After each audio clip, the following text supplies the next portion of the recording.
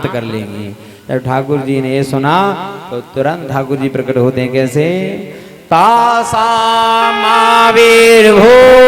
छोरे स्मयामान मुखाम्बज पीताम्बरधर स्रग्वे साक्षान मन्मथ आज महाराष्ट्र में पधारे हैं। जब महाराष्ट्र में पधारे, जब ठाकुर जी का इतना सुंदर स्वरूप देखा तो कामदेव भी प्रकट हो गया। कहने लगा कि जहां भी स्त्री और पुरुष एकांत में होते हैं तो वहां मैं अवश्य प्रकट होता हूं, और यहाँ तो अकेला एक पुरुष है कृष्ण और असंख्य स्त्रियां हैं, तो मेरा तो आना स्वाभाविक है। ठाकुर जी ने कहा कि तुझको बड़ा अभिमान है कि मैंने सब पर विजय प्राप्त की है। बोले हाँ मैंने तो की है विजय प्राप्त। बोले अच्छा कौन सा युद्ध करेगा बता? युद्ध दो प्रकार के होते हैं, एक तो किले का युद्ध होता है, एक मैदान का युद्ध होता है। कामदेव कहने लगा किले का युद्ध तो रोज लड़ता हूँ, जहाँ एक स्त्री एक पुरुष होता है, बोले वो किले का युद्ध होता है। और मैदान का युद्ध उसे कहते हैं कि महाराज असंख्य स्त्रियां हो एक पुरुष हो। बोले कोई बात नहीं आज युद्ध होगा। कामदेव ने अपने 5 विशेष बाण, जो इसके पास जितनी ताकत थी उतनी ताकत का प्रयोग कर लिया, लेकिन ठाकुर जी को एक क्षण के लिए भी विचलित न कर सका। उल्टा लटका दिया कामदेव को महाराज रास में। और रास प्रारंभ करने के लिए ठाकुर जी ने सभी देवांगनाओं को भी बुलाया, ब्रजबामाओं को तो बुलाया ही है, सभी देवियों को बुलाया महाराज। तो कैलाश पर्वत पर पार्वती मैया भी सुंदर श्रृंगार कर रही हैं जाने के लिए। भोलेनाथ ने पूछा देवी कहाँ जा रही हो? बोले तुमको नहीं पता? बोले नहीं। बोले ब्रजमंडल में जा रही हूँ, माधव ने कृष्ण ने रास रचाया है, बोले रास के लिए आमंत्रित किया, इसलिए रास में सम्मिलित होने के लिए जा रही हैं। बोले देवी एक मौका हमको भी मिले, हमको भी नाचना बहुत अच्छा आता है। बोले अच्छा, लेकिन वहां पुरुषों का प्रवेश वर्जित है। बोले पुरुषों का प्रवेश वर्जित है तो कोई बात नहीं, हमको स्त्री बना दो। तो आज पार्वती मैया ने सुंदर श्रृंगार किया है, और सुंदर श्रृंगार करके जैसे ही वृंदावन की तरफ पधारे तो वृंदावन में आ रहे हैं कैसे?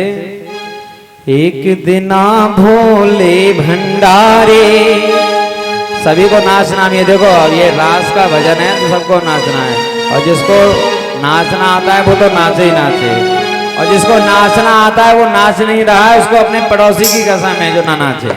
ठीक है। एक दिना भोले भंडारी बन के ब्रज की नारी गोकुल में आ गए हैं, वृंदावन आ गए हैं। एक दिना भोले भंडारी बन के ब्रज की नारी वृंदावन आ गए हैं, वृंदावन आ गए हैं। एक दिना भोले भंडारी बन के ब्रज की नारी वृंदावन आ गए हो, वृंदावन आ गए हैं। एक दिना भोले भंडारी बन के ब्रज की नारी वृंदावन आ गए हैं, वृंदावन आ गए हैं। पार्वती भी मना के हारी ना माने चतुरारी वृंदावन आ गए हैं, वृंदावन आ गए हैं। पार्वती जी मना के हारी ना माने चतुरारी वृंदावन आ गए हैं, वृंदावन आ गए हैं।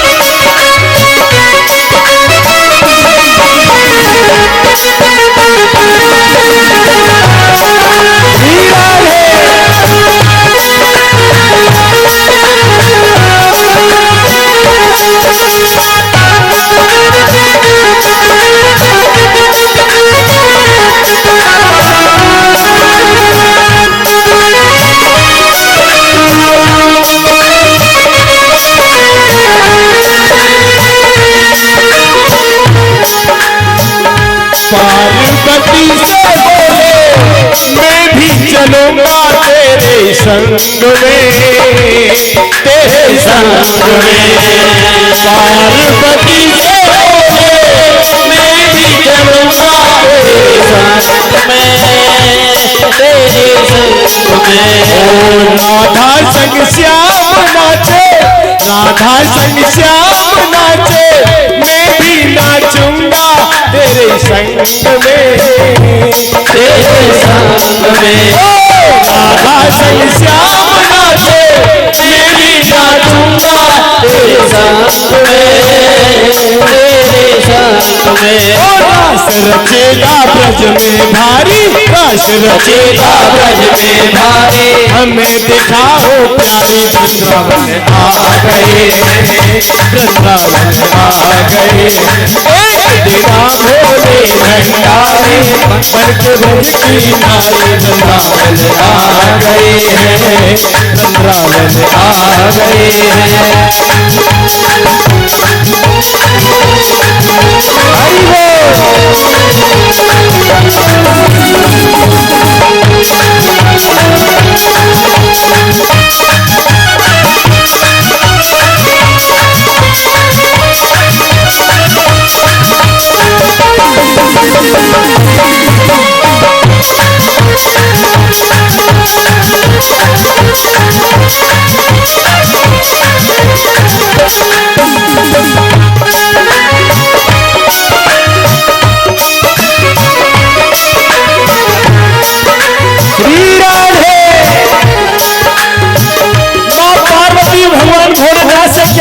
सुनिएगा।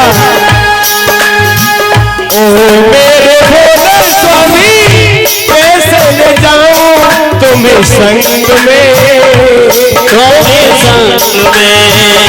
ओ मेरे भोले स्वामी, कैसे ले जाऊं तुम्हें संग में, तुम्हें संग में।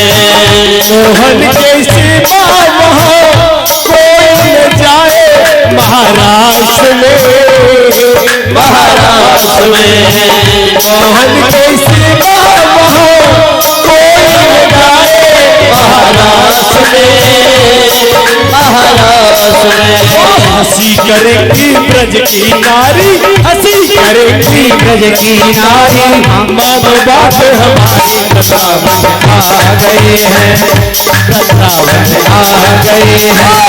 बिना भोले भंडारी, वृंदावन आ गए हैं, वृंदावन आ गए हैं। पार्वती जी मना तुम्हारे, हमारे सपुरारी। वृंदावन आ गए हैं।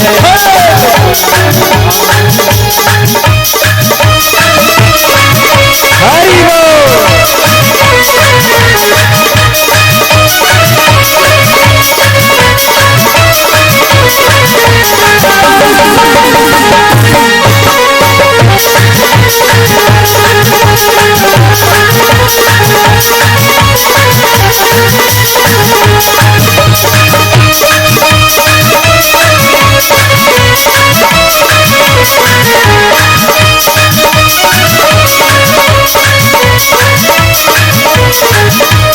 पार्वती मैया, पार्वती मैया, वृंदावन जाएंगे।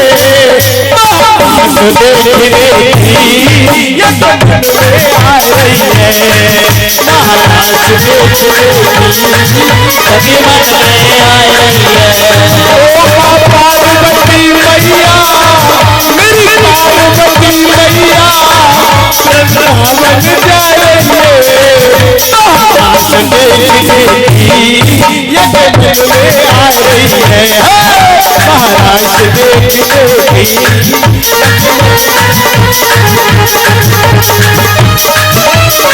हरि बोल।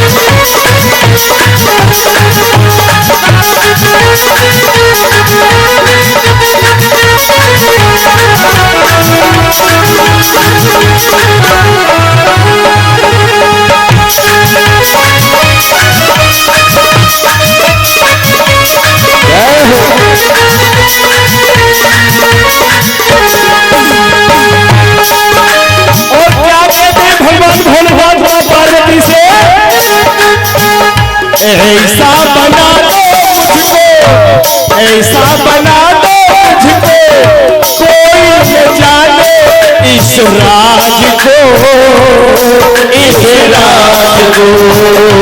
ऐसा बना दो मुझको, कोई न जाने इस राज को, इस राज को। मैं हूँ सहेली तेरी, मैं हूँ सहेली तेरी, ऐसा बताना ब्रजराज को, ब्रजराज को। मैं हूँ सहेली तेरी, ऐसा बताना ब्रजराज को, ब्रजराज को। के जूड़ा बना के चूड़ा पहन के साड़ी, बना के चूड़ा पहन के साड़ी, चांद चले मतवाल आ गए, आ गए हैं। भंडारी मन के ब्रज के नारी वृंदावन आ गए हैं, वृंदावन आ गए हैं। पार्वती भी मना बिहारी ना माने ठकुरारी वृंदावन आ गए हैं, वृंदावन आ गए हैं।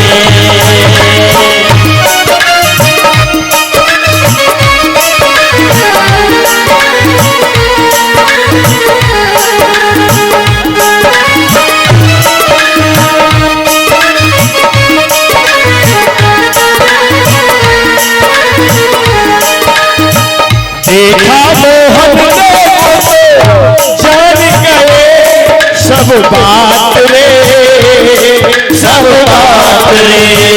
देखा मोहन जान गए सब बात रे, सब बात रे।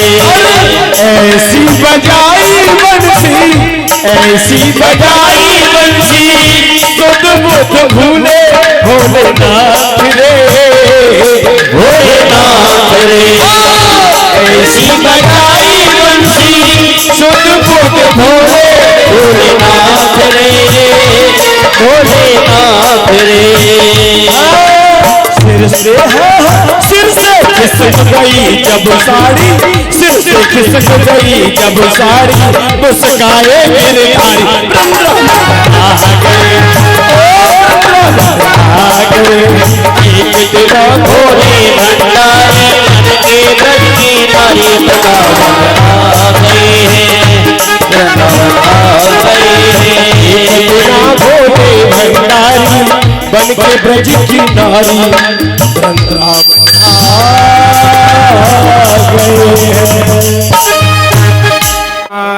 की जय। सुंदर श्रृंगार कर ली, रूप तो बदल सकता है स्त्री का, लेकिन चाल नहीं चल सकती। तो महाराज फनफनाते नाग देवता और तुर्रादार मूंछ। प्रभु कैसे बोले, महाराज रास हो रहा था, मुझसे रहा ही नहीं गया तो मैं आ गया, मैं जा रहा। बोले नहीं अब जाओगे नहीं, अब यहीं विराजमान रहो। तो गोपेश्वर महादेव श्री धाम वृंदावन में ज्ञान गुदड़ी में विराजमान है, हमारे पड़ोसी हैं। वृंदावन में किए हैं गोपेश्वर महादेव के दर्शन? किस समय किए हैं? सुबह की शाम को? हाँ? दोपहर में 10-11 बजे? तो 10-11 बजे जिसने दर्शन किए हैं वो गोपी के वेश में दर्शन नहीं कर सकता।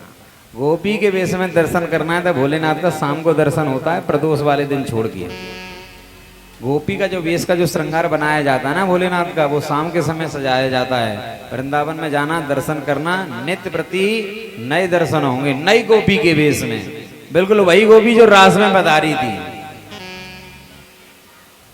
सुबह तो जल चढ़ाया जाता है शिवलिंग पर, फिर शाम को इतना बढ़िया सुंदर श्रृंगार किया जाता है, ऐसे लगता है कोई छल छबीली गोपी बैठी हुई, तो गोपेश्वर महादेव कहलाए। बोले गोपेश्वर महादेव की जय। एक तो रही प्यारे हो, तो यहाँ की कथा। अब चलते हैं थोड़े मथुरा। मथुरा की हाट भी, मथुरा में कंस की हाट भी बहुत ज्यादा बढ़ रही है। बोले इतना समय हो गया, भाई मुझे मारने वाला ब्रजमंडल में पैदा हो गया है, मैं समझ गया वो कोई और नहीं कृष्ण है। वसुदेव और देवकी ने मेरे साथ विश्वासघात किया है, तो सबसे पहले पकड़ के उनको दोबारा से जेल में डाल दिया। नारद जी पधारे तो तुरंत नारद जी को प्रणाम किया, गुरुदेव प्रणाम स्वीकार हो। बोले ठीक है बेटा, चेला आजकल बड़ा उदास दिखाई दे रहा है, क्या बात है? बोले गुरुजी क्या बताएं, बड़ा टेंशन में हूँ, वो मारने वाला वो देवकी की संतान पैदा हो गई, मैं ढूंढ नहीं पा रहा हूँ। बोले कोई और नहीं कृष्ण ही है। बोले अच्छा गुरुदेव। बोले हाँ। बोले क्या करूं फिर? बोले कुछ मेले ठेले का आयोजन करो, उसको यहाँ बुलवाओ। अब हमारे मुंह से ही सारी बात क्यों कहलवाते हो, इतना समझ जाओ। मेले ठेले का आयोजन करो और उद्धार कर दो महाराज। इधर नारद जी पहुंचते हैं कृष्ण भगवान के पास। बोले अब यही लीला करते रहोगे? वो इतना अत्याचारी कंस इतना अत्याचार कर रहा है, उसको मार दो। मैं कुछ नहीं जानता हूँ, परसों वो मरा हुआ मिलना चाहिए। नारद जी से बोले ठाकुर जी और वहां क्या कहकर आए हो? बोले प्रभु आप तो जानते हैं मेरा तो स्वभाव ऐसा ही है, अब क्या करें? कंस ने एक विचार किया, अक्रूर जी को बुलाया। अक्रूर जी को बुलाया, बड़े सम्मान दिया अक्रूर जी को, अपनी सभा में लाया। अरे मित्र, तुम तो हमारे अभिन्न मित्र हो अक्रूर जी, और तुम आजकल सभा में नहीं आते हो। हाथ पकड़ के अपने बगल के सिंहासन पर बिठाया। अक्रूर जी विचार कर रहे हैं, जो आने जीवन में कहूँ हमसे ढंगसों राम राम ना करी, वो हमें अपने बगल में बिठाए रहे हो। शास्त्र कहता है नवन नीच की अति दुखदाई। यदि नीच व्यक्ति आपसे ज्यादा सम्मान देने लगे, आपको आपकी ज्यादा पूछ करने लगे, तो समझ लो कुछ ना कुछ गड़बड़ है। सीधे स्पष्टों में कंस ने कहा कि देखो मैं समझ गया हूं कि नंद बाबा का जो छोरा है वही वसुदेव का छोरा है, उसको कैसे भी यहां लेकर आओ, मेले का आयोजन होगा, मैं उसको मार दूंगा। अक्रूर जी ने विचार किया यदि मैं मना कर देता हूं तो मुझे यही मार देगा। बोले चलो कैसे भी सही, लेकिन प्रभु की तरफ तो भेज रहा है, बाद बाकी तो प्रभु जाने कि उनको क्या करना है। तो सुंदर रथ लिया, रथ में विराजमान होकर श्री अक्रूर जी महाराज आज वृंदावन की तरफ प्रस्थान कर रहे हैं। मथुरा से प्रस्थान कर रहे हैं। मथुरा से वृंदावन बहुत ज्यादा दूर नहीं है, 14-15 किलोमीटर होगा, 1 घंटे का रास्ता समझ लीजिए, बहुत ज्यादा से ज्यादा। लेकिन अक्रूर जी को 10 घंटे लग गए। पूछे क्यों? बोले रथ से जा रहे हैं तो विचार करने लग जाते हैं कि आज मुझे प्रथम बार कृष्ण मिलेगा, मुझे काका कहेगा, चाचा कहेगा, क्या कहेगा, ये विचारों में समाधि लग जाती है, तो घोड़े रुक जाते हैं, इसलिए 10 घंटे लग गए उनको। इधर प्यारे भक्तों, पुरुष जो होता है ना वो बहुत जल्दी नहीं रोता। कृष्ण विचार कर रहे हैं कि क्या करूं मैं, क्या नहीं करूं। ये ब्रजवासियों को तो छोड़कर जाने का मन ही नहीं करता।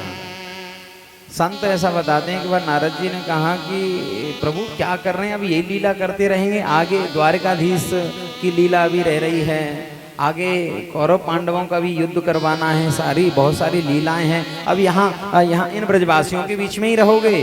तो ठाकुर जी नारद जी से कह रहे हैं, नारद तुम कुछ ऐसी व्यवस्था नहीं कर सकते हो कि कोई दूसरा कृष्ण ले आओ, वो इन लीलाओं को पूरा कर दे, क्योंकि अब मेरा तो मन इस ब्रज को छोड़ के जाने का कहीं हो ही नहीं रहा कि इन ब्रजवासियों को मैं छोड़कर चला जाऊं। ये मुझसे इतना स्नेह करते हैं कि ये मेरे बिना जीवित भी रह पाएंगे या नहीं रह पाएंगे, इसमें भी संशय है। आज कन्हैया एक वृक्ष के नीचे बैठा हुआ है, तो एक ग्वाल गया, चल लाला खेलेंगे। बोले नहीं, मुझे नहीं खेलना। बोले क्यों? बोले नहीं, थोड़ा कभी कभी अकेला भी खेलना चाहिए, तुम जहां देखो तहां कृष्ण को, चलो कृष्ण खेलेंगे। उस सखा को ठाकुर जी का स्वभाव बड़ा अटपटा लगा। बोले लाला कहाँ भयो, भांग खाए राई की दिखे तेने, कैसा बात कर रहे हो है? ठाकुर जी कहने लगे, लाला एक बात बता, हमेशा को के साथ रहे हो का जीवन में?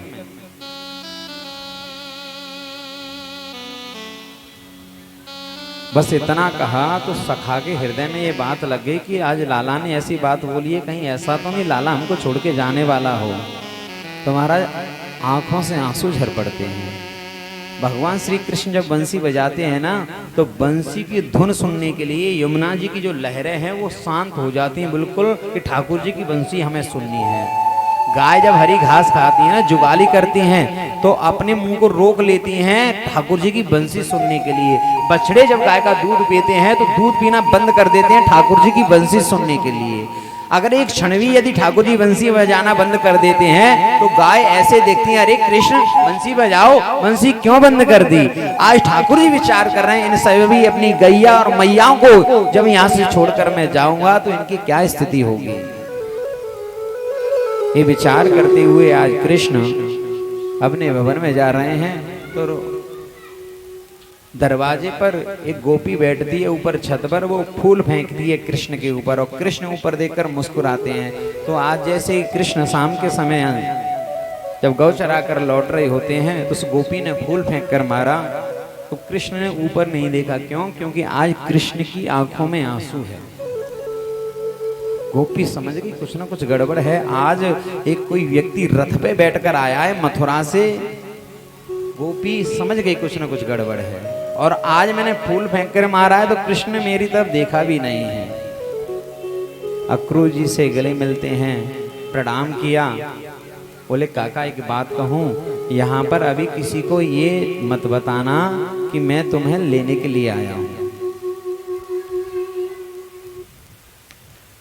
कान्हा आज बड़ा चिंतित है, बड़ा टेंशन में है और अपने घर के कमरे में जाके रात्रि के समय विचार कर रहा है भोजन इत्यादि के बाद कि सुबह छोड़कर मैं कैसे जाऊंगा, कैसे इन सब लोगों का सामना करूंगा जो मुझको ही अपना प्राणाधार मानते हैं, अपना प्राण धन सर्वस्व मुझे अपना मानते हैं। इनको छोड़कर मैं कैसे जाऊंगा, क्या समझाऊंगा।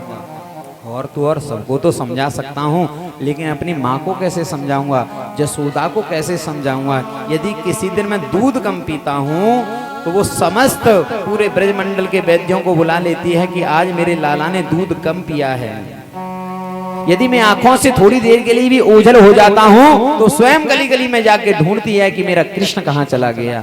अब मैं इनको हमेशा के लिए छोड़कर जा रहा हूं तो अब क्या स्थिति होगी, कैसे इनका सामना करूंगा। और सबको समझा सकता हूं लेकिन मां को कैसे समझाऊंगा।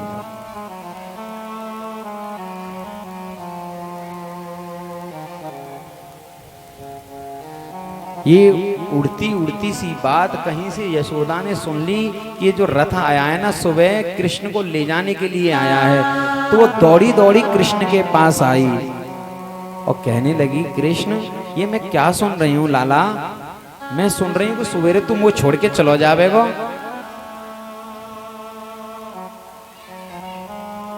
अब कोई जवाब नहीं दे पाते कृष्ण, अपना सिर मैया के चरणों में झुका देते हैं।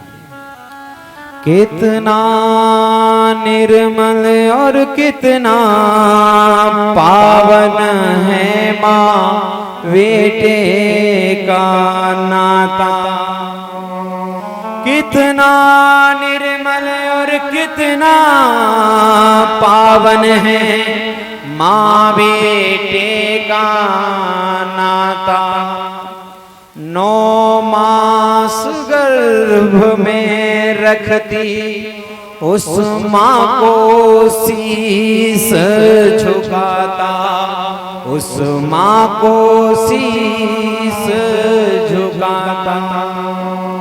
माँ बेटे का जो रिश्ता होता है ना सबसे पवित्र बताया गया है।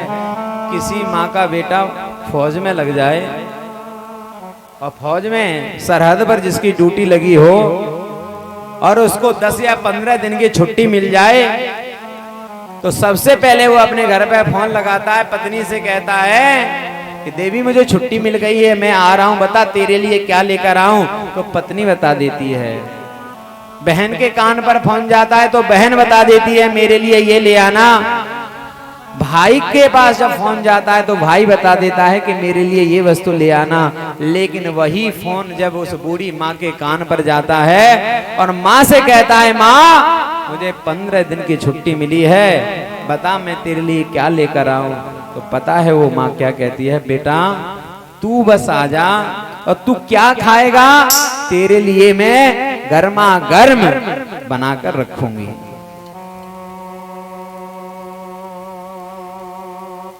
फिर भी माँ को समझाने का प्रयास कर रहे हैं और कह रहे हैं, मैया एक बात बता, हमेशा सदा कोई किसी के साथ रहा है क्या? सगे भाई भाई दूर हो जाते हैं, बहन बहन दूर हो जाते हैं, भाई बहन दूर हो जाते हैं, पिता पुत्र दूर हो जाते हैं। मैया ये आज हम सब लोगों का जो मिलाप हो रहा है ना, ये सब पूर्व जन्म का ही कोई ना कोई योग है। आज इस धोनी वाले बाबा के मंदिर में प्रांगण में बैठकर आप सभी खंडेहा वासियों के प्रेम और स्नेह से आज मैं यहाँ पर बैठा हूँ, तो ये हमारा और आपका कोई ना कोई पिछले जन्म का कहीं ना कहीं कोई संयोग रहा है कि आपने मुझे यहाँ बुलाया और मैं आपको कथा सुना रहा हूँ। क्योंकि संसार में कभी भी किसी का मिलना ऐसे ही नहीं होता, इसमें जरूर कोई ना कोई पूर्व जन्म का संयोग होता है। तो आज लाला अपनी मैया से कह रहा है, कर मन सो मिलबो भयो, कर मन सो बिछुराए, कर मन सो मिलबो भयो, कर मन सो बिछुराए, बावरी करम संहार ले, आंसू काहे बहाए। अरे मैया ये कोई पूर्व जन्म का योग है कि मैं तेरा बेटा बनाऊं, तू मेरी माँ बनी है। तो मैया समझ गई इसका मतलब लाला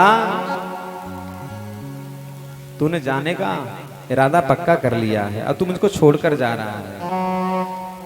मैया की एक एक बात सुन के आज लाला अपने घर की एक एक वस्तु को देखकर, मैया को देखकर ऐसे रो रहा है। जब किसी कन्या का विवाह होता है और विवाह के समय जब कन्या और वर का जब विवाह हो रहा होता है, पंडित जी मंत्र बोलते जाते हैं और धीरे धीरे बेटी पराई हो जाती है। और जैसे जैसे बेटी विदा होती है, अपने घर की एक एक वस्तु को, एक एक कमरे को, एक एक खिलौने को, एक एक किताब को देखकर रोती है कि कल ये किताब, ये खिलौने कल तक मेरे थे, आज से ये मेरे नहीं हैं। ये मेरा कमरा था, कल तक मेरा कमरा था, अब आज के बाद मेरा कमरा नहीं है। अब बेटी जब पराई हो जाती है तो अपने घर की एक एक वस्तु को याद करके रोती है कि ये कल तक मेरा घर था, कल तक मेरा मायका था, अब पता नहीं आगे मुझे भाई बुलाएंगे अथवा नहीं बुलाएंगे।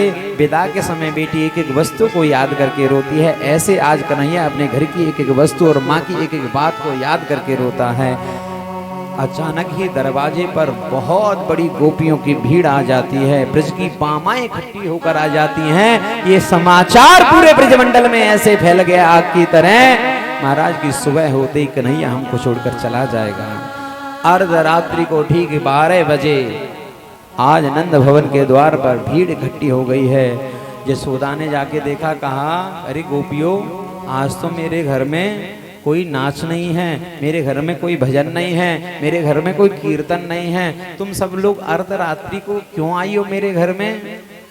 तो गोपियां समवेत स्वर में कह रही हैं, एक साथ कह रही हैं गोपियां कि अरे मैया तुझको नहीं पता है हम क्यों रो रही हैं? बोले नहीं, मुझे नहीं पता तुम क्यों रो रही हो। तो गोपियां कहती हैं, श्याम सखारे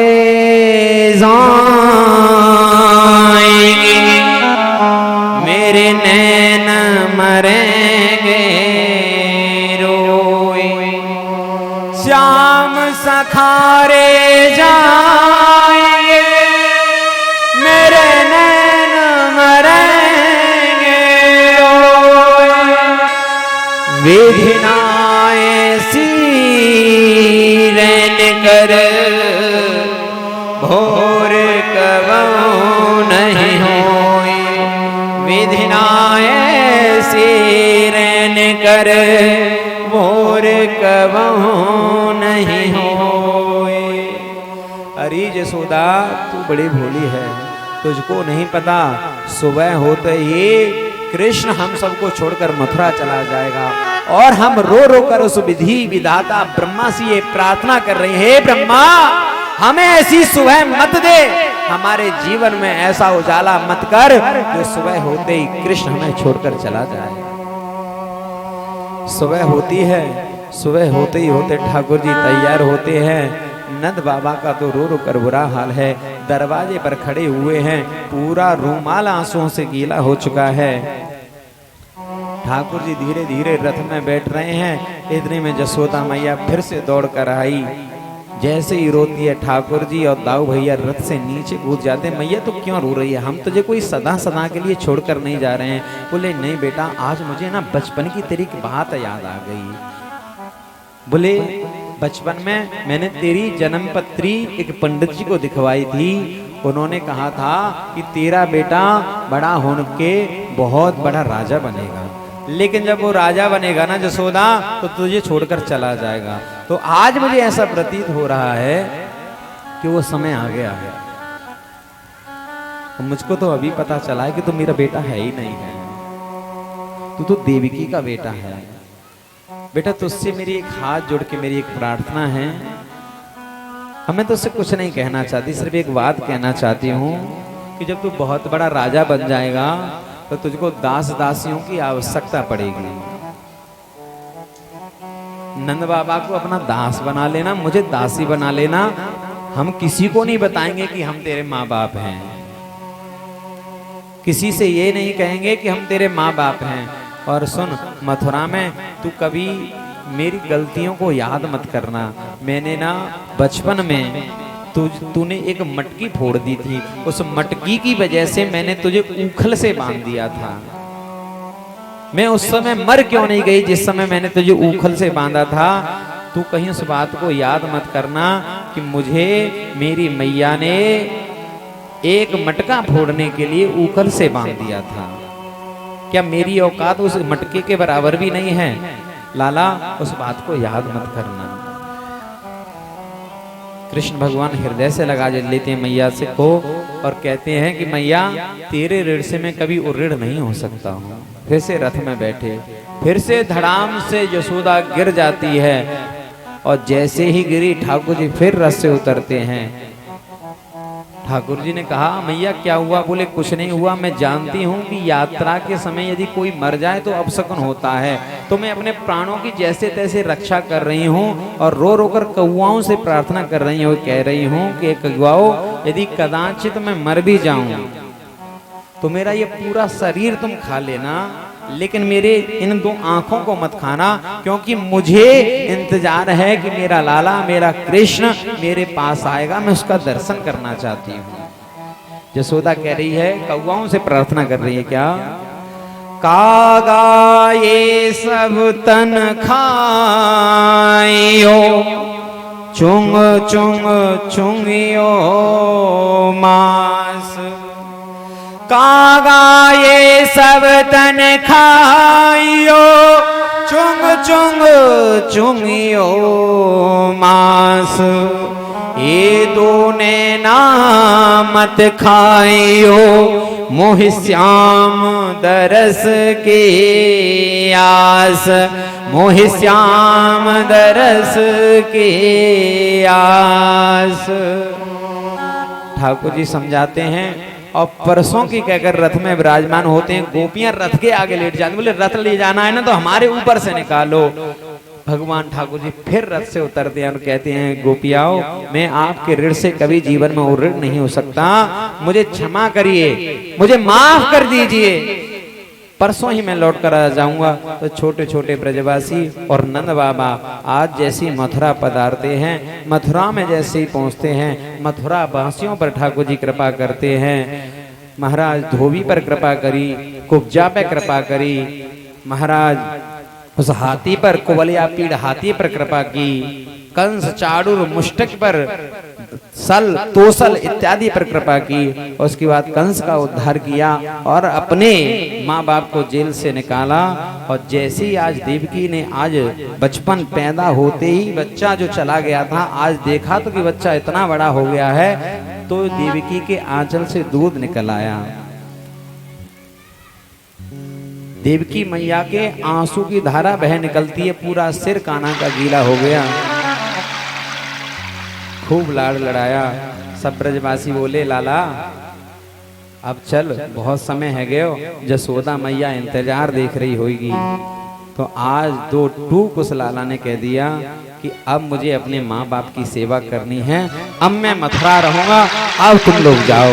मानो हृदय पे पत्थर गिर पड़ा हो महाराज। नंद बाबा और बाल गोपाल रोते रोते आज लौट कर आए। आज माता देवकी ने और बसदेव जी ने इनका मुंडन कराया।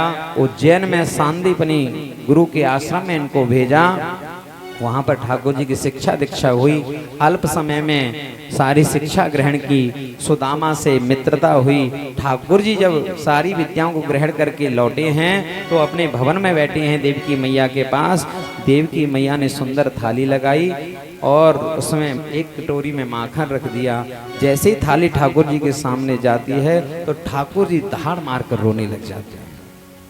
देवकी मैया तो डर जाती है, वसुदेव जी के पास गई कि पता नहीं लाला अपना क्यों रो रहा है। वसुदेव जी ने विचार किया कि जब बच्चे बड़े हो जाते हैं तो माँ बाप से बातें छिपाते हैं, लेकिन मित्र से बात नहीं छिपाते। तो ठाकुर जी का एक मित्र है जिसका नाम है मथुरा में उद्धव। भाई उद्धव कौन है? भागवत में लिखा हुआ है 10वें स्कंद में, वृषणी नाम प्रवरो मंत्री कृष्णस्य दयतः सखा। वृषणी नाम प्रवरो मंत्री कृष्णस्य दयतः सखा। शिष्यो बृहस्पतिर्नाम उद्धवो बोधिसत्तमा। ये यदुवंशियों का मंत्री है और कृष्ण का मित्र है और गुरु बृहस्पति का शिष्य है और वेद वेदांतों को जानने वाला है महाराज, बड़ा बुद्धिमान है। बस देव जी ने कहा कृष्ण को देखो क्यों रो रहा है, तो मैं कुछ जाके बता दे। अब जैसे कृष्ण के पास उद्धव जाते हैं और ठाकुर जी को पूछा कि ठाकुर जी तुम क्यों रो रहे हो, तो ठाकुर जी उद्धव से कहते हैं कि उद्धव एक बात बता, जिस प्रकार मैं याद कर रहा हूँ ब्रजबामा को, उनसे मैंने कहा था जब मैं आ रहा था मथुरा तो मेरा रथ रोक के खड़े हो गए और मैं परसों की कह कर गया, आज बरसों हो गए लेकिन मैं वहां लौट कर नहीं गया। उद्धव मोहि व्रज विसरत नाही। उद्धव मोहि व्रज विसरत नाही। हंस सुता को सुंदर कलरव और पंक्षन की छाही। उद्धव मोहि व्रज विसरत नाही। उद्धव क्या जिस प्रकार मुझे आज उन ब्रजवासियों की, उन अपने सखाओं की, बाल सखाओं की याद आ रही है, क्या उनको भी इसी प्रकार याद आती होगी? बोले प्रभु आप कैसी बात करते हैं, अरे वो सब संसार तो मिथ्या है, वो कोई याद नहीं करते होंगे। बोले नहीं उद्धव मुझे लगता है वो मुझको याद करते होंगे, तुम बड़े ज्ञानी हो। उद्धव तुम मेरी तरफ से वृंदावन में जाओ, उनको समझाओ, शायद तुम्हारी ज्ञान की बात उनकी समझ में आ जाए। तो उद्धव कहने लगा प्रभु मैं तो ज्ञानी हूँ, मैं तो वेद को जानता हूँ, वेदांत को जानता हूँ, और वो गांव की ब्रजांगनाएं, गांव की गोपियां अनपढ़ हैं, गवार हैं, वो क्या जाने मेरे वेद वेदांत को। ठाकुर जी ने कहा उद्धव थोड़ा सरल भाषा में समझाने का प्रयास करना, थोड़ा सरलता से प्रयास करना, शायद समझ जाए। उद्धव जाओगे ना? ठाकुर जी से कहा कि ठीक है चला तो जाऊंगा आप कह रहे हैं, लेकिन ज्यादा बात नहीं करूंगा, तुरंत जाऊंगा और लौट कर आ जाऊंगा। ठाकुर जी ने कहा उद्धव तू एक बार जा तो सही।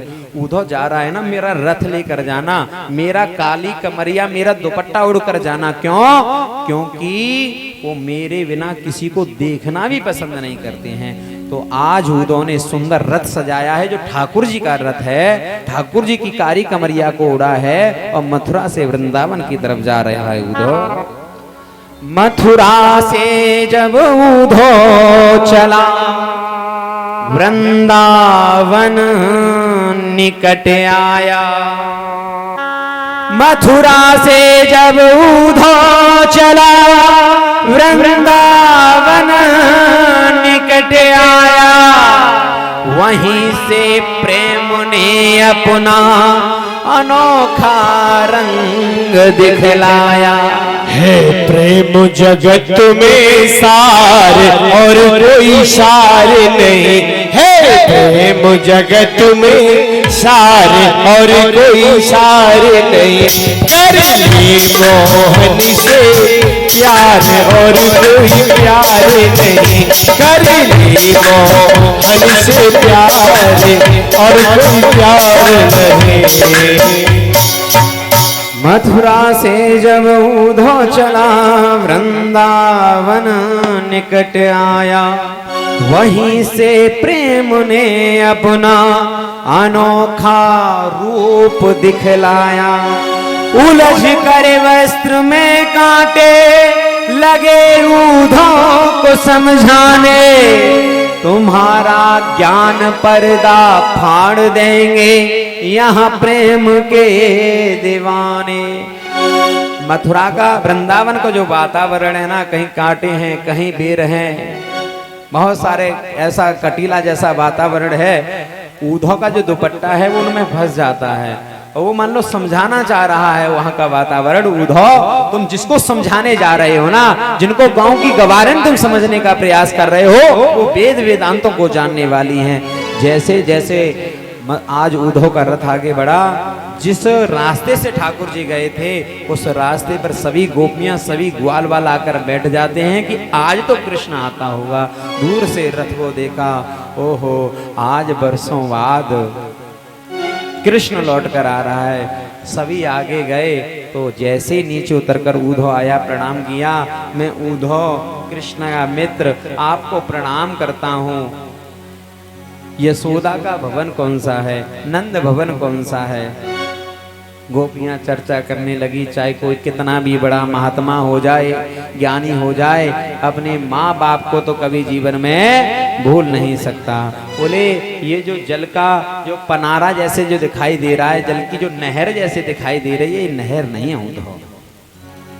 वो 85 चौक वाला नंद भवन है, जहाँ गोपियां खूब रो रही हैं, जहाँ पर नंद बाबा रो रहे हैं, वहाँ पर यशोदा रो रही हैं, वहाँ गौएं रो रही हैं, मैया रो रही हैं, उनके आंसुओं की ये धारा है।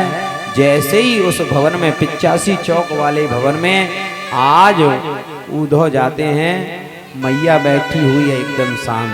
प्रणाम किया, मैया मैं कृष्ण का मित्र ऊधो आपको प्रणाम करता हूँ। बोले चुप हो जा, मेरा लाला अभी पालना में सो रहा है, अभी जग जाएगा। बोले आपका लाला यहाँ कहाँ से आया, आपका लाला तो मथुरा में है। बोले चल मैं तुझे दिखाती हूँ। ऊधो को हाथ पकड़ा और जैसे ही पालने के पास लेकर गई तो पालना खाली था, तो धड़ाम से गिर पड़ती हैं। तुरंत ऊधो संभालते हैं, मैया क्या हुआ। बोले ये चौक ये आंगन वही है ऊधो, यहाँ पर मेरा लाला खेला करता था। एक बार की बात बताऊं ऊधो, मैं रोटी बना रही थी तो मैंने उसके हाथ पे बेझड़ की रोटी रख दी और माखन रख दिया। अचानक एक कौवा आया और लाला के हाथ से उस माखन रोटी को लेकर चला गया। मेरा लाला रोने लगा कि मुझको और रोटी चाहिए। मैंने दूसरी रोटी दी, बोले मुझे ये रोटी नहीं, मुझे तो वही रोटी चाहिए जो कौवा लेकर गया है। हाथ में चाकू ले लिया, डंडा ले लिया, छड़ी पकड़ ली, मैं या कौवा को मारूंगा जब बड़ा हो जाऊंगा। रसखान जी इस छवि का सुंदर वर्णन कर रहे हैं अपने पद में। धूर धरे अंग सोहत श्याम जो। आंखें बंद करके ठाकुर जी की उस छवि का ध्यान कीजिए कि ठाकुर जी आंगन में घूम रहे हैं। कच्चा आंगन है, चारों तरफ धूली धूल हो रही है और हाथ में माखन रोटी है। कैसी छवि है। धूर धरे अंग सोहत श्याम जो, कैसे बने सिर चूनर चोटी। धूर धरे अंग सोहत श्याम जो, कैसे बने सिर चूनर चोटी। खेलत खात फिरे अंगना, पग पे जन वाजत पीर कछोटी।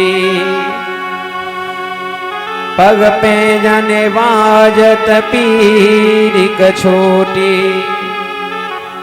वाछवे को रस खान बिलोकत वारिध काम कला निधि कोटि वा काग के भाग कहा कहिए। वाह ज्यादा बातें तो मुझे समझ में ना आवे, मैं तो एक बहुत मोटी बात सुनूं। तू कहे कि परमात्मा है, अरे हमने तो सुनो है परमात्मा के हाथ पाम ना होवे, और मैं कैसे मानूं? मैंने अपने हाथन से वाकू माखन खिलायो है, अपने हाथन से यहाँ पे वाने माखन चुरायो है। मैं कैसे मानूं वाके हाथ नहीं है, मैं कैसे मानूं वाके पाम नहीं है? वो घर घर में जाके चोरी करिए, वो अपने पामन से चल के गयो है, और तू कह रहे हो कि परमात्मा है।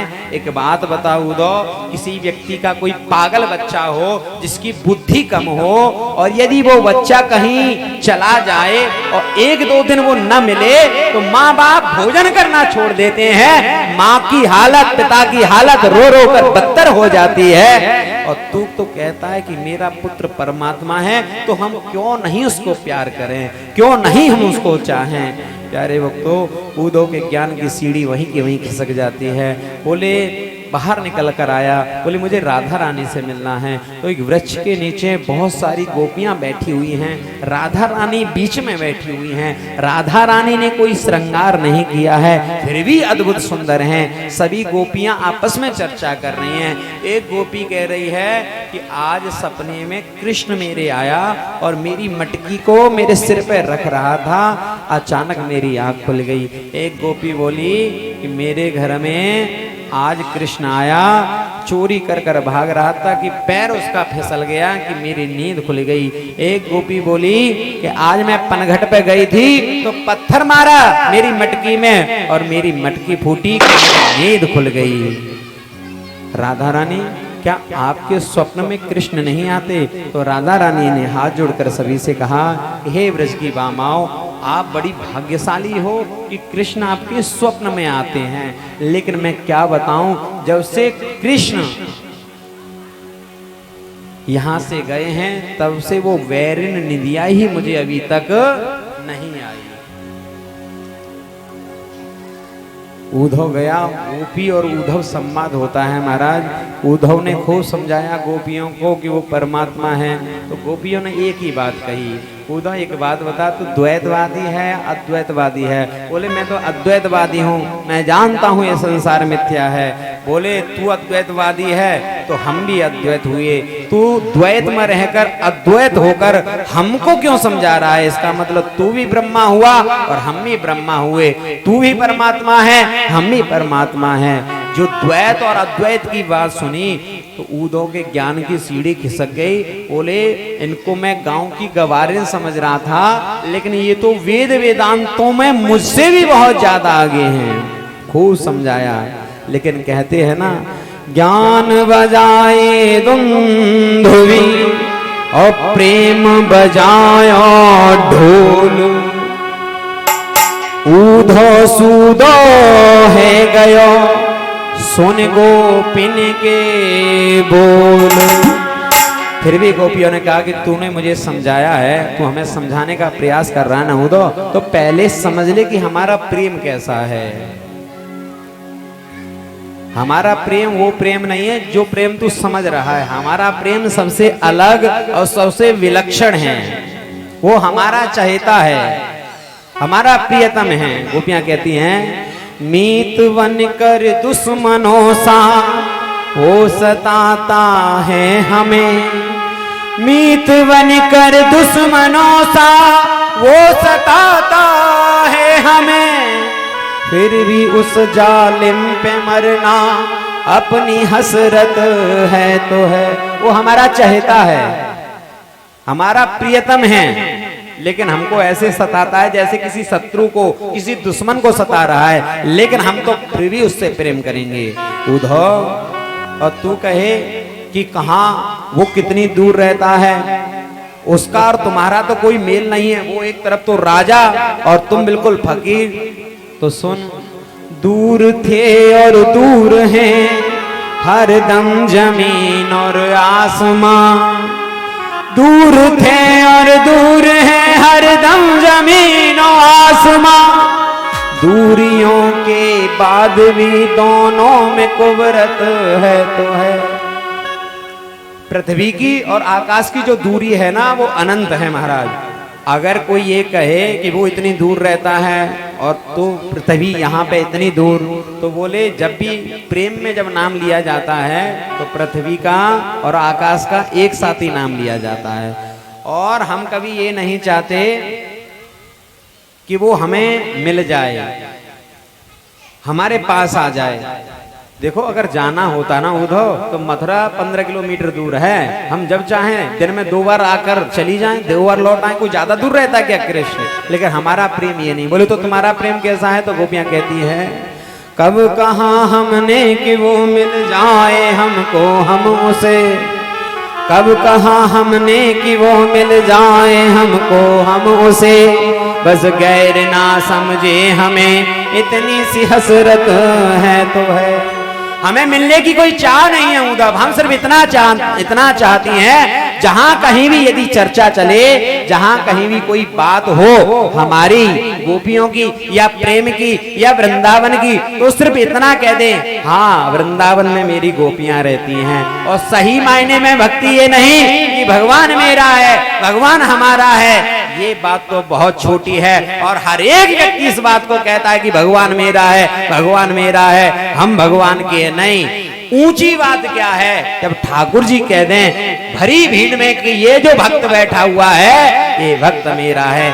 जैसे भगवान श्री राम कहते हैं, कोई भक्त कहता है सही मायने में भक्त वो है जब भगवान उसे अपना करके माने। जिन्हीं राम जानत कर मोरे, जिन्हें भगवान अपना करके समझ लें वही सच्चा भक्त होता है। अब तो महाराज उद्धव की ज्ञान की सीढ़ियां सभी खिसक जाती हैं। अब उद्धव भक्त हो गया। किसका भक्त हुआ है उद्धव? गोपियों का भक्त नहीं हुआ। श्रीमद् भागवत में सुखदेव स्वामी जी कह रहे हैं, उद्धव कहता है उद्धव की स्थिति कैसी हो गई है? 6 महीने हो गए उद्धव को, और स्थिति क्या हो गई है? अब उद्धव की इतनी सामर्थ्य नहीं है कि गोपियों के पैर की वंदना कर ले।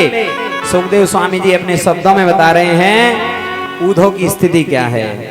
वंदे नंद व्रज स्त्रीणां पादरेणु मवीक्षणसः, वंदे नंद व्रज स्त्रीणां पादरेणु मवीक्षणसः। अब उद्धव गोपियों के पैर की वंदना नहीं कर रहा, उद्धव गोपियों के चरणों की धूल की वंदना कर रहा है, चरण रज की वंदना कर रहा है। ऐसा भक्त हो गया। गोपियां कहती हैं ये तो प्रेम की बात है उद्धव। सभी लोग गाएंगे ये तो प्रेम की बात उद्धव, बंदगी तेरे बस की नहीं है, ये तो प्रेम की बात है बंदगी तेरे बस की नहीं है। यहाँ हर देखे होते हैं सौदे, यहाँ शरदे के होते हैं सौदे, आस की इतनी सस्ती नहीं है, ये तो प्रेम की बात है उद्धव।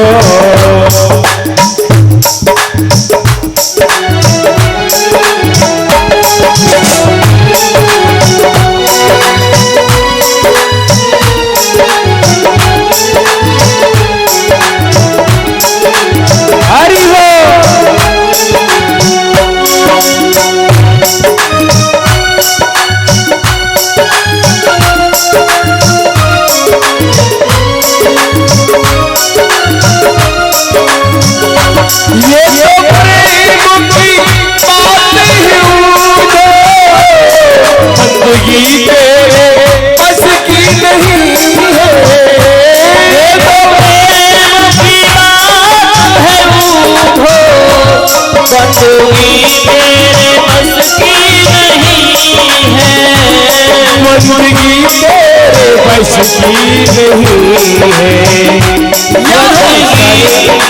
बस की नहीं है। यहाँ स्वर्ग के होते सौदे, यहाँ स्वर्ग के होते हैं सौदे।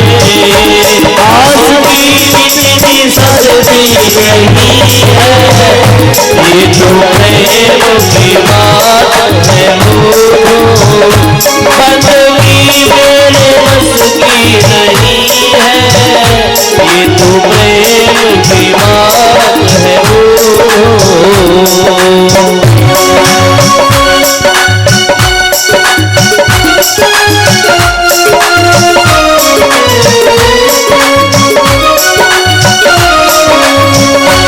प्रेम वालों ने कब मत पूछा, इसकी पूजा में सुन ले उठो।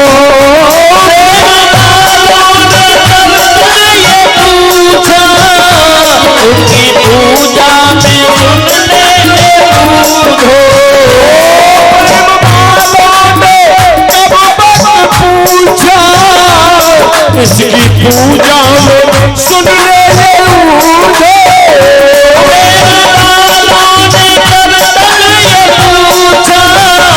उनकी बातों में इसकी पूजा में सुन ले उठो। इसकी पूजा ये सुन ले यहाँ दम दम में होती है पूजा, यहाँ दम दम में होती है पूजा। सर झुकाने की फुर्सत नहीं है, ये तो प्रेम की बात है बंदगी मेरे बस की नहीं है, ये तो प्रेम की बात है। ये तो प्रेम की बात ही बंदगी मेरे बस की नहीं है, ये तो प्रेम की बात है बंदगी मेरे बस की नहीं है। बंदगी मेरे बस की नहीं है, बंदगी मेरे बस की नहीं है। यहाँ स्वर्ग के होते हैं सौदा, यहाँ स्वर्ग के होते हैं सौदे।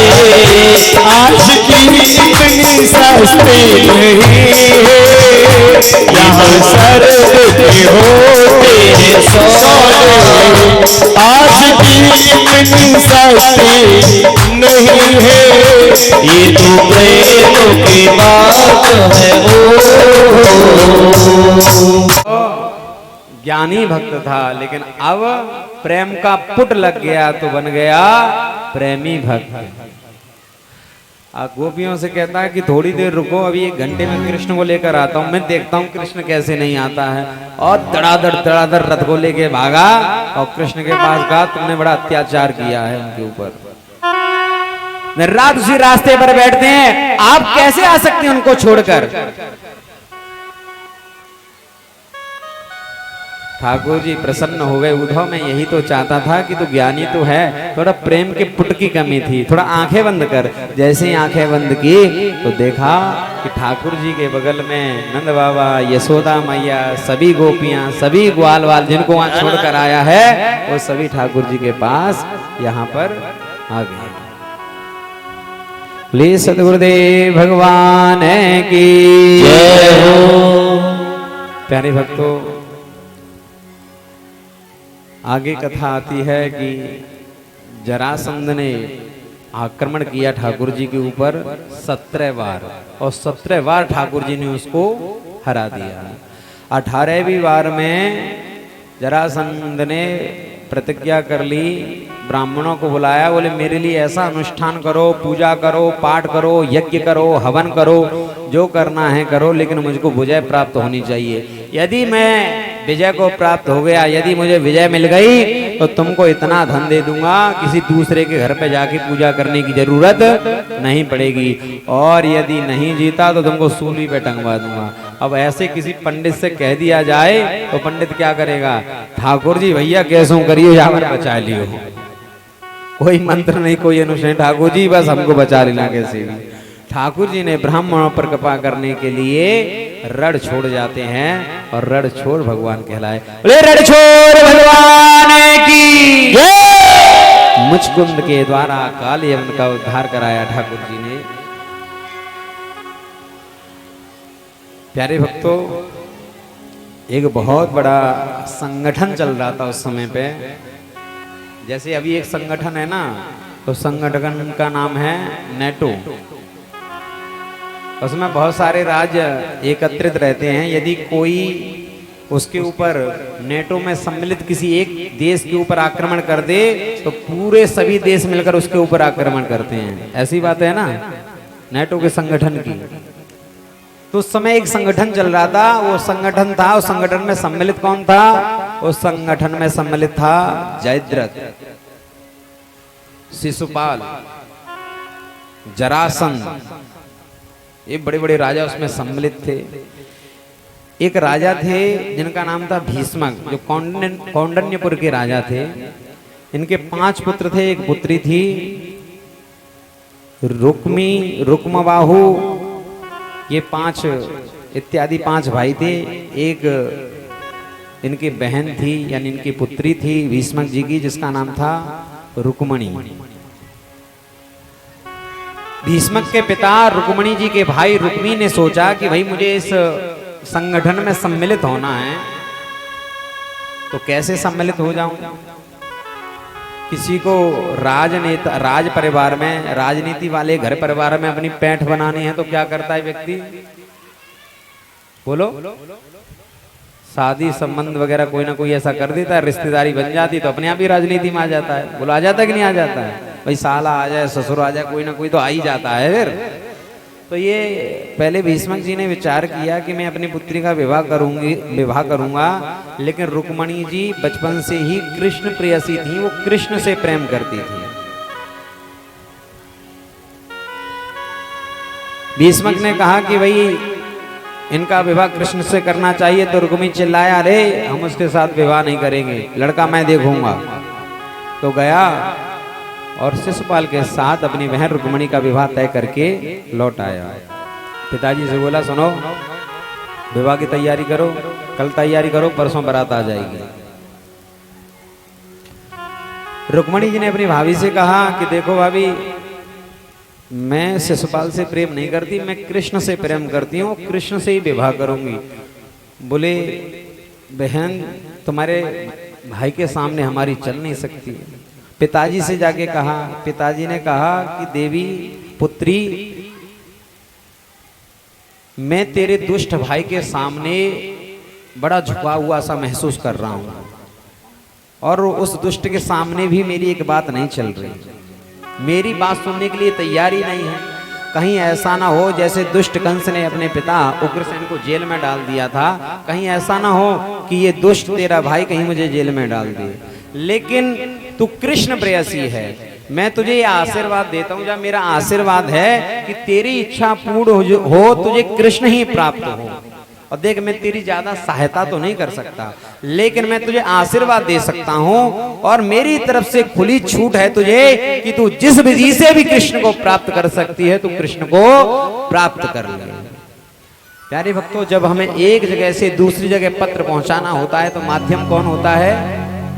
पोस्टमैन, डाकिया। एक जगह से दूसरी जगह जब पत्र हमें देना होता है तो कौन होता है? माध्यम।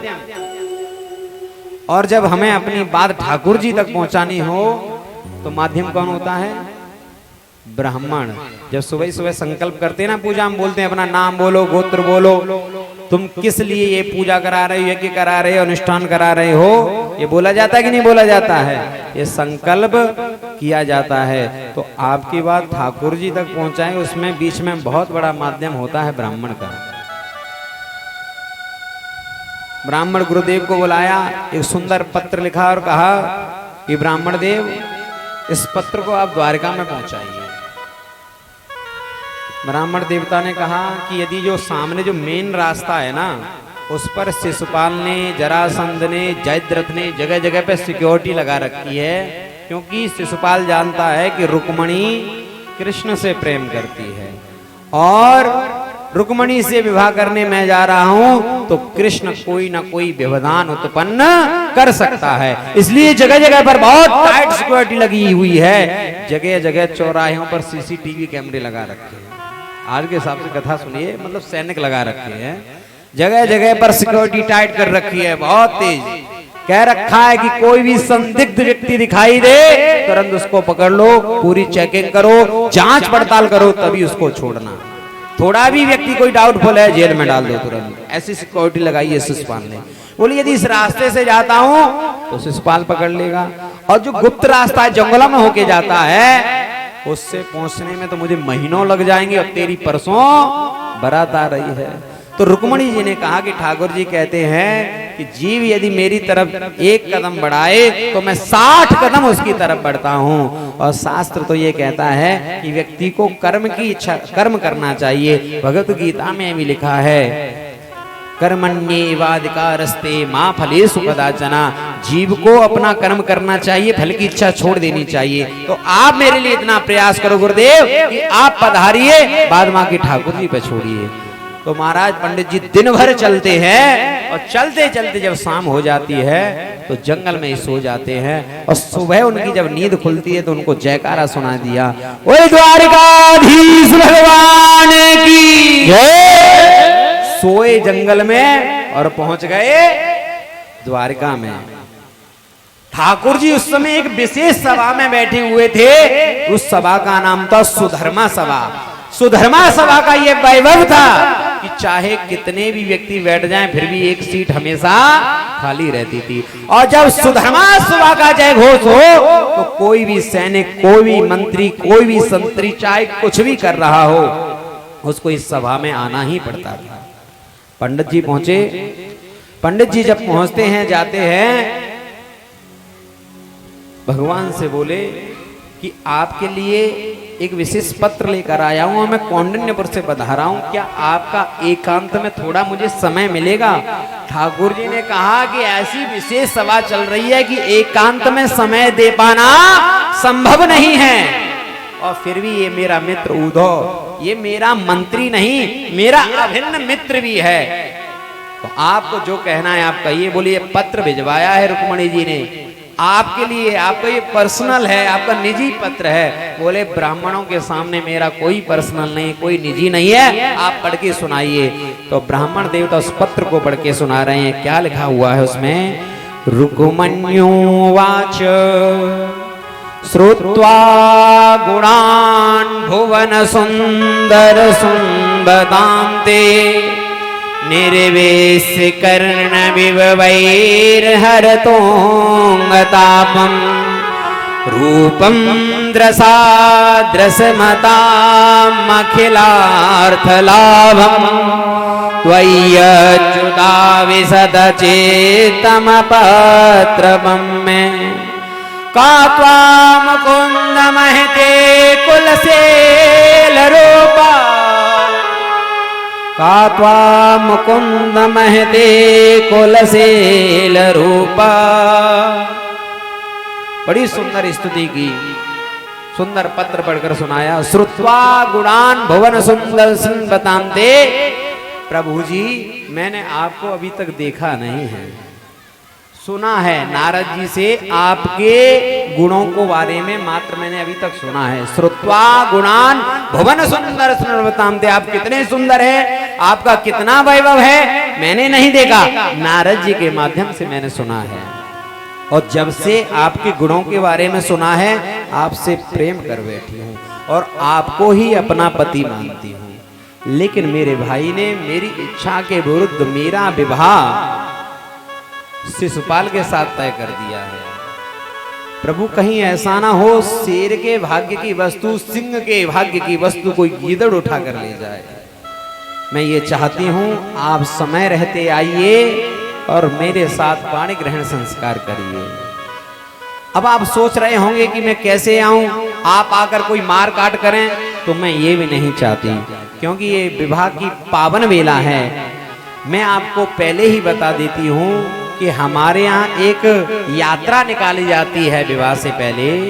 पूर्वे द्वरस्त महते कुल देवी यात्रा।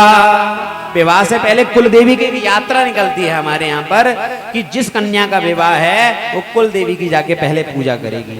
वहां पर मैं अकेली रहूंगी, वहां पर आना मैं आपका इंतजार करूंगी। यदि आप समय रहते आ गए तो बहुत अच्छी बात है, यदि आप नहीं आए तो मेरे गले में ये हीरे की माला, मेरे गले में एक हीरा है, बहुत चमकता है।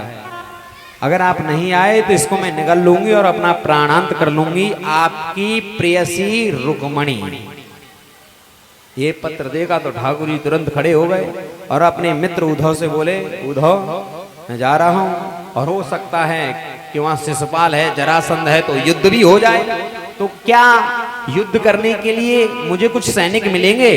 ठाकुर जी से उद्धव ने कहा, पहले बताइए ठाकुर जी ये बात आप किससे कह रहे हैं, क्योंकि मैं आपका मित्र भी हूं और आपका मंत्री भी हूं।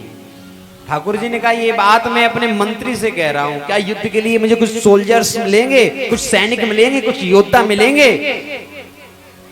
उद्धव ने कहा, एक भी सैनिक नहीं मिलेगा। बोले क्यों?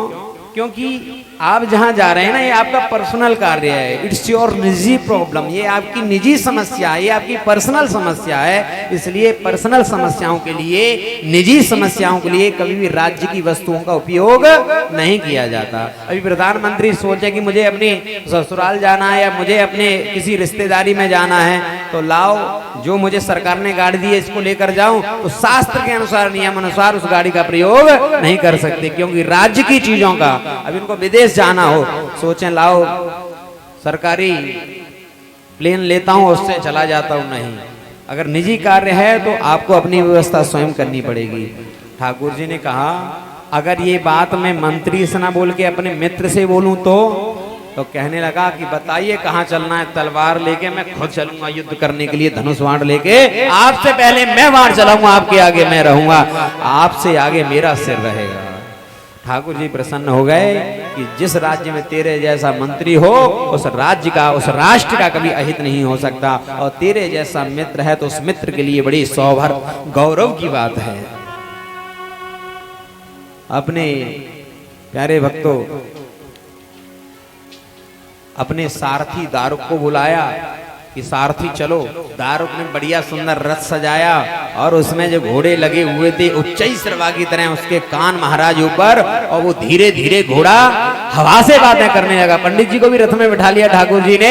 इतनी तेज लगा, इतनी तेज वो घोड़ा चलने लगा, इतना तेज वो रथ भागा कि मानो कि वायु चल रही हो।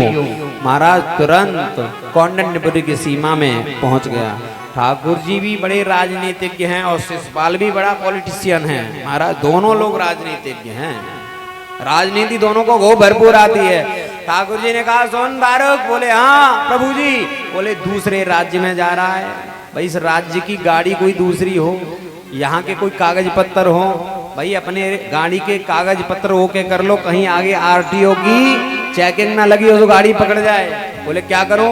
बोले जब पहले समय पे जब राज रानियां, राजकुमारी जब रथ में बैठ के जाया करती थी तो उसके आगे पीछे 2-4 रथ खाली चलते थे। किस लिए? कि अगर रथ का पहिया टूट जाए या घोड़े को कोई परेशानी हो जाए तो राजकुमारी वहां खड़ी थोड़ी रहेगी, तुरंत उठा के उसको दूसरे रथ में बिठा दिया जाता था और वो रथ चारों तरफ से ढका हुआ होता था। तो बोले पहले तो किसी जनाने रथ पर अधिकार कर ले, पहले किसी का रथ छुड़ा ले। अब तो महाराज आगे गया और ड्राइवरों को लड़ने में, झगड़ने में कितना समय लगता है कि तू अंधा की तेरा बाप अंधा। महाराज तुरंत टक्कर मारी एक रथ में और जनाने रथ पर अधिकार कर लिया और उसको बांध दिया पेड़ से जो उस रथ का सारथी था। ठाकुर जी ने कहा, इसने जो ड्रेस पहन रखी वो ड्रेस पहन ले, कहीं आगे चेकिंग हो रही हो, भाई पूरा सल्यूट वगैरह ले ले, इससे सीख ले कि राज्य में नमस्कार कैसे करते हैं। ये सब जगह का नमस्कार अलग होता है ना। पूरे कागज पत्र ओके कर लिए। ठाकुर जी जनाने रथ में बैठकर जैसे ही कौंडिन्यपुर की सीमा को जैसे ही पार किया, पता है सिक्योरिटी करने के लिए स्वयं शिशुपाल बैठा हुआ था। बोले कौन है भैया, तुझको पहले कभी नहीं देखा। तो दारुक रथ से उतरा और तुरंत सल्यूट मारा। बोले महाराज की जय हो। बोले भाई तुझको पहले तो कभी नहीं देखा यहाँ पर। बोले महाराज नई नई भर्ती हुई है। कुछ अच्छा नई भर्ती हुई है। बोले ये सल्यूट जो नमस्कार कर रहा है ऐसे तो मेरे राज्य में किया जाता है। अच्छा रथ में किसको लेकर आया है? बोले रथ में आपकी बहन बैठी हुई है।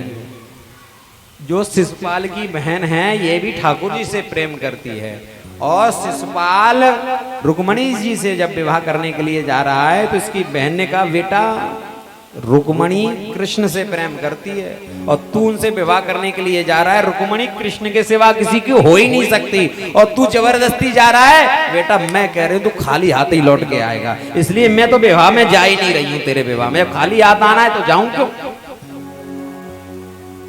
शिशुपाल ने कहा तू भाई बहन को ले आया ये तो तूने बहुत बड़ा काम किया है, क्योंकि विवाह में सब लोग आए हैं बस बहन नहीं आई। बोले रथ को ले जा। बोले किधर ले जाऊं? बोले आगे वो रुक्मणी जी का रथ जा रहा है ना, रुक्मणी जी के रथ के पीछे ले जा।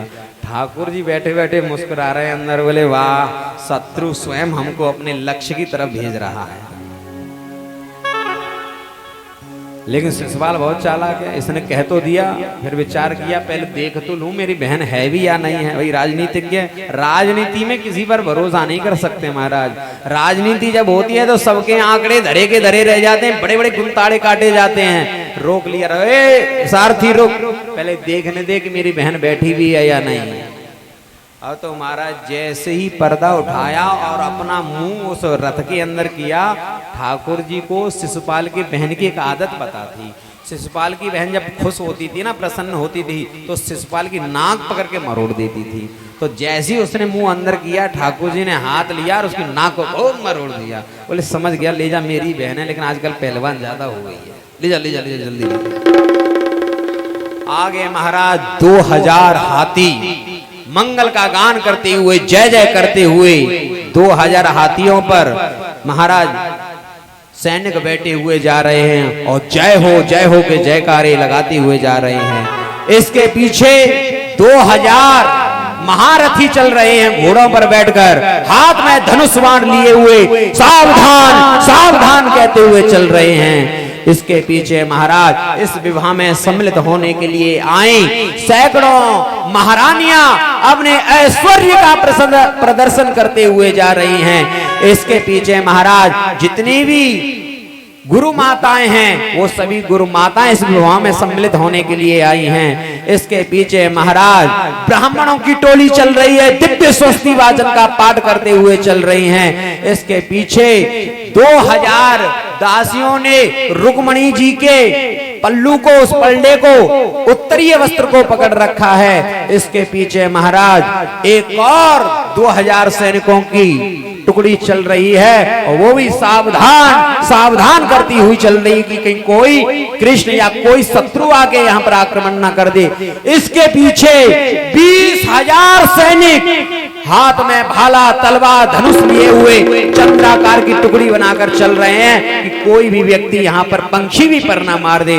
और इसके पीछे रुक्मणी शिशुपाल की बहन बने हुए कृष्ण का रथ चल रहा है। रुक्मणी जी विचार कर रही हैं कि मैंने तो कृष्ण से कहा था पत्र में कि पूर्वे द्वरस्त महते कुलदेवी यात्रा। जब कुलदेवी की पूजा के लिए जाते हैं, जब यात्रा निकलती है तो अकेले होते हैं, लेकिन यहाँ तो इतनी भरी भीड़ सैनिक है, कृष्ण कैसे आएंगे? कृष्ण का रथ पीछे चल रहा है।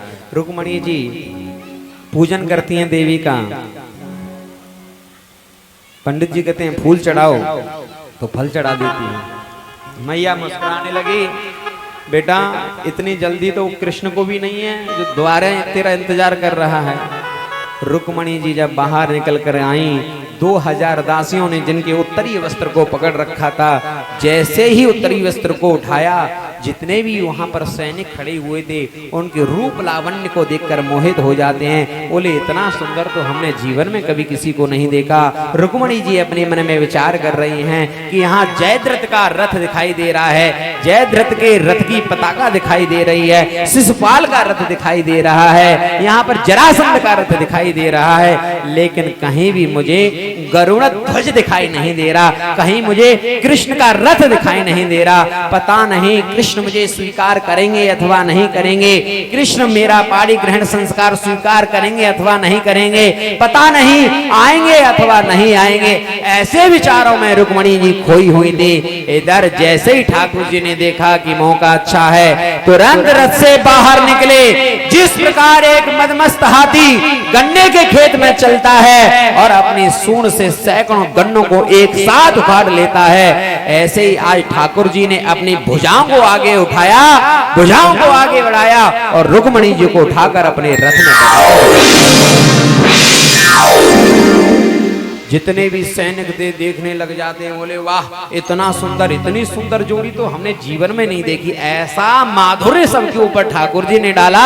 सब कह रहे हैं वाह देख कितना सुंदर रथ है। अरे इस रथ के घोड़े को देख, इस घोड़े के कान देख किस तरीके से खड़े हुए हैं। तू एक कहता है तू घोड़े को देखता है, इन दोनों की जोड़ी तो देख। एक कहता है तू जोड़ी की तो बात छोड़, इसकी बंसी देख कितनी सुंदर लग रही है। एक कहता है इसको मुकुट तो देख ले, मोर मुकुट कितना अच्छा लग रहा है इसके चेहरे पे। महाराज एक व्यक्ति तो ऐसा था कि उसने जैसे ही ठाकुर जी की और रुक्मणी जी की झांकी को देखा तो धड़ाम से गिर पड़ा। एक व्यक्ति धनुष बाण लेके खड़ा हुआ था महाराज, उसके ऊपर गिरा तो तुरंत उसका बाण छूट जाता है, दूसरे सैनिक की पीठ में जाके लगता है। वो बोला पीछे से क्या मारता, हिम्मत है तो आगे से मार। उसने अपना भाला लिया और उसमें मार दिया। बोले तू इसको क्यों मार रहा है? अरे तू हमारे मित्र को मार रहा है। तो इतने में सभी सैनिक आपस में लड़ने झगड़ने लग जाते हैं। ठाकुर जी धीरे धीरे महाराज रुक्मणी जी को लेकर आगे चलते चले जाते हैं। सबको चेताया, बोले ये तो ले गया। सब लोगों ने रथ को पीछे लगाया। ठाकुर जी रथ लेके तेजी से भगाते हुए लेकर जा रहे हैं। सब ललकारते हैं, अरे अगर तूने इतना ही तो हिम्मती है, तेरे अंदर इतना ही बल है कृष्ण, तो रुक जा हमारा सामना कर। ठाकुर जी ने विचार किया कि अब विजय वस्तु हमारे पास है, रुक्मणी जी हमारे पास हैं, तो अब कायरों की तरह जाना उचित नहीं होगा। तुरंत अपने रथ को मोड़ देते हैं और हाथ में धनुष बाण लेकर कहते हैं तुम सभी में से यदि किसी ने अपना मात्र पाय पिया हो तो आकर मेरे रास्ते में व्यवधान उत्पन्न करके दिखाए। ठाकुर जी एक बाण चलाते हैं, हजारों बाणों में परिवर्तन हो जाता है, सैनिकों को जाके लगते हैं। दुश्मनी हुई, वाह वाह करने लगा। बोले हमने अर्जुन को बाण चलाते देखा, हमने पितामह भीष्म को बाण चलाते देखा, हमने कर्ण को बाण चलाते देखा, लेकिन ऐसा योद्धा जीवन में नहीं देखा। तब तक पीछे से आवाज आई, बोल द्वारकाधीश भगवान की जय हो। ठाकुर जी ने विचार किया यहाँ पर कौंडिन्यपुर में हमारी जय जयकार करने वाला कौन आ गया। अरे पीछे देखा तो मूसल वाला भैया चला आ रहा है। दाऊ भैया हल मूसल धले चले आ रहे हैं। बोले दाऊ भैया की जय हो। दाऊ भैया आ गए, दाऊ भैया आ गए, अब तो ठीक है। दाऊ भैया ने कहा ये बता तू बतले आने वाला कोई है? द्रौपदी की गांठ खुलने वाली थी, तू प्रकट हो गया तुरंत ही। चल अब तू बहू को लेके चल, मैं इनको देखता हूँ। ठाकुर जी को जैसे विदा किया रुक्मणी जी के साथ कि तुम तो जाओ, और हल मूसल लेके स्वयं खड़े हो गए आगे।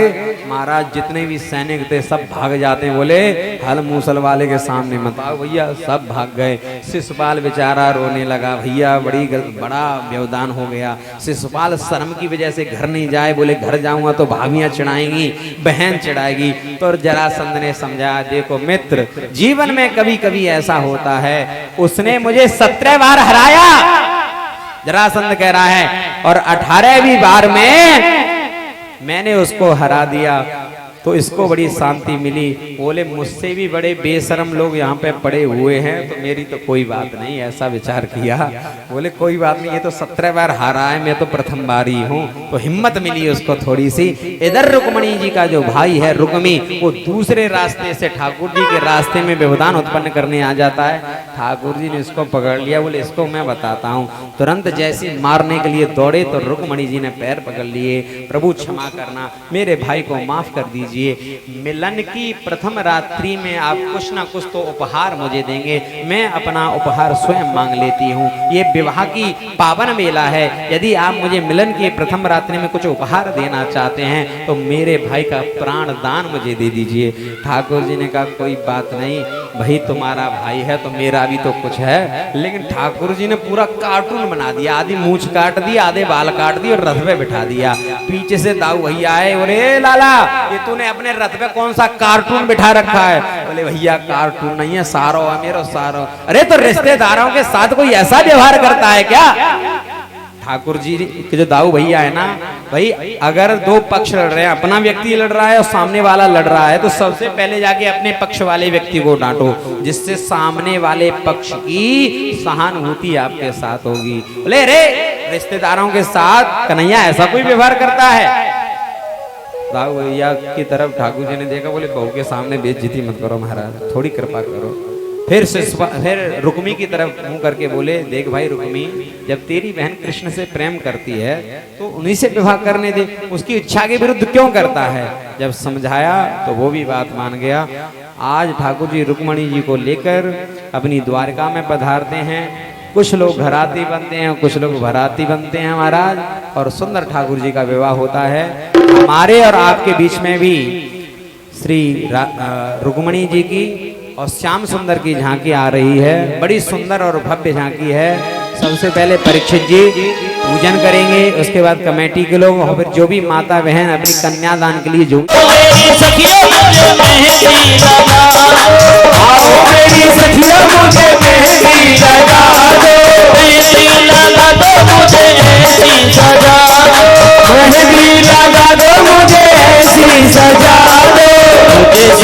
सुंदर की दुल्हन बना दो, मुझे श्याम सुंदर की दुल्हन बना दो, मुझे श्याम सुंदर की दुल्हन बना दो, मुझे श्याम सुंदर की दुल्हन बना दो।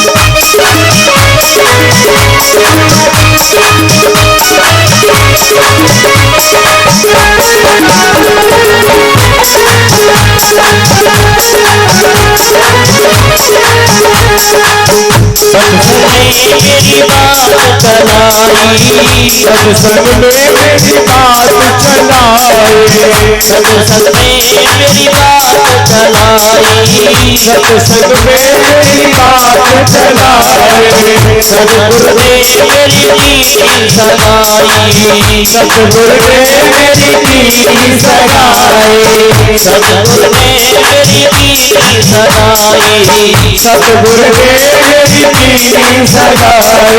सतगुरु बोला के हथ लेवा तो करा, गुरु को बोला के हथ लेवा तो करा, मुझे श्याम सुंदर की दुल्हन बना दो, श्याम सुंदर की दुल्हन बना दो, मुझे श्याम सुंदर की दुल्हन बना दो, मुझे श्याम सुंदर की दुल्हन बना दो।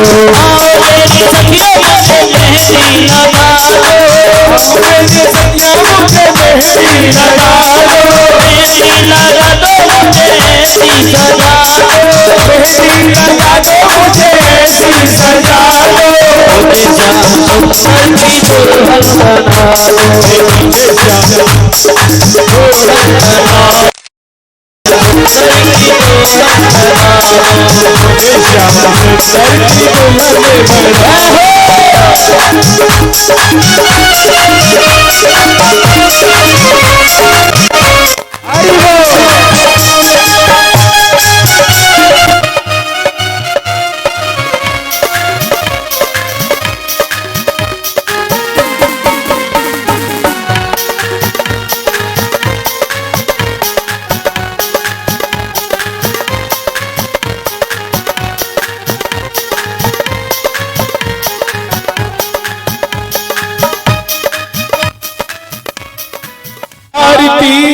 ये सारा संसार करेगा हाथ जोड़ के, श्यामा तेरी आरती कन्हैया तेरी आरती ये सारा संसार करेगा हाथ जोड़ के तेरी आरती कन्हैया तेरी आरती ये सारा संसार करेगा हाथ जोड़ के सारा तेरी आरती कन्हैया तेरी आरती ये सारा संसार करेगा हाथ जोड़ के सिर पे सोहना मुकुट विराजे सिर पे सोहना मुकुट विराजे गल में जयंती माला साजे गल में जयंती माला साजे और फूलन का करेगा हाथ जोड़ के समा तेरी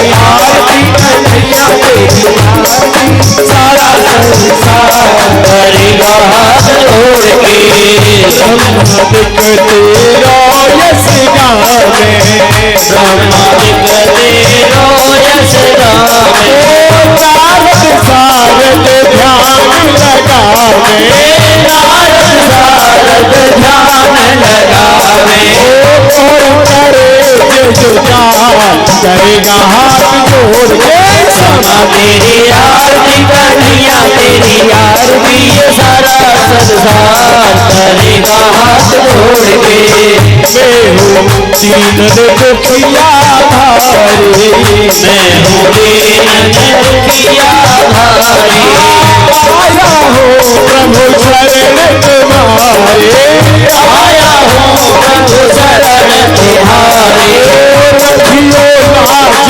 हमारा करेगा हाथ जोड़ के समा तेरी आरती कन्हैया तेरी आरती ये सारा संसार करेगा हाथ जोड़ के अपने चरण की भक्ति दीजिए अपने चरण की भक्ति दीजिए अपनी शरण में मोहि रख लीजिए अपनी शरण में मोहि रख लीजिए करो सागरता करेगा हाथ जोड़ के समा तेरी आरती कन्हैया तेरी आरती सारा संसार करेगा हाथ जोड़ के प्रेम सहित जो आरती गावे प्रेम सहित जो आरती गावे राधा माधव के भज पावे राधा माधव के भज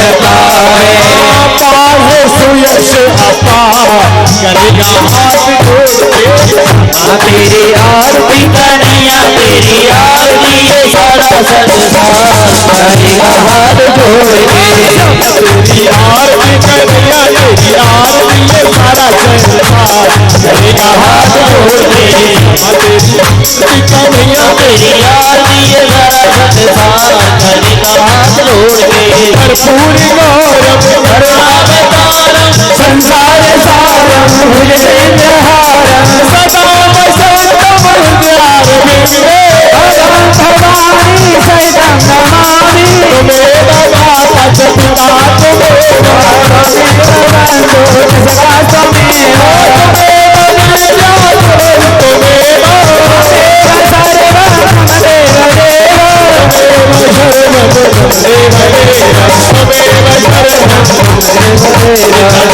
हरि का नाम थोड़ा थोड़ा हरि का नाम थोड़ा थोड़ा थोड़ा थोड़ा संसा थोड़ा थोड़ा थोड़ा